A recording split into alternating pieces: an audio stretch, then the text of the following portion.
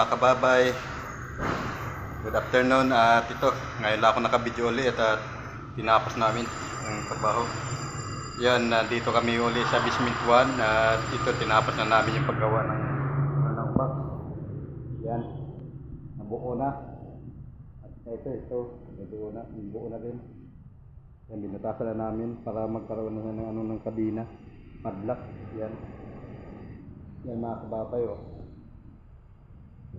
Yan, at naglilinis na rin ako dahil ito na, ang kulang nito ay ito na lang yung katulid sa grass. Yan, katulid sa grass na ito. Yan na lang isakalit namin dito. Yan na si Bro Alex na nasa taas, kumuha lang ng blocks ito. Sa ano na ito, ito yung pangalawang araw namin dito gumawa. Bali, itong pangalawang araw tatapusin na namin to paggagawa dito sa toolbox. Yan, pangalawang araw na to. Yan, alright. Pagkatapos namin na nito, makabitan ng bisagras, pipiturahan namin to mamaya. Yan, pipiturahan namin to. Yan, alright. So maya-maya na lang kunti at pagka-pintura namin para may kulay naman yung box. Yan, mga kababay, dito lang muna, maya-maya na lang kunti. Magwalis muna ako. Magwalis na ako para wala masyadong kalat.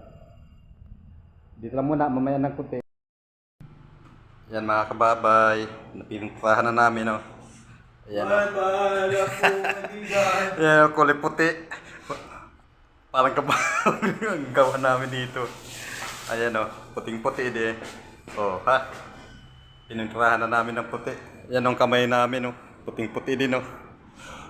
Oh, ha? Oh, ito pa, oh. Oh, ayan. Kaibigan ko, sipag, oh. Yan, shout out kay Boss Alex. Yan. Shout out MJ. Okay, alright. Hanggang dito na po ating video at maraming salamat. Tapos na po yung gawa namin at nabuo na namin lahat ng box. Yung toolbox na to ay hiwalay-hiwalay yan pag de-deliver kung saan may project na kailangan ng box. Yan ang dadalhin nila. Okay, alright. Hanggang dito na lang po at maraming salamat. Shout out sa lahat. Shout out kay Sir Alex. Ay, kay Boss Alex pala. Yan. Okay, hanggang dito na lang po. Bye-bye.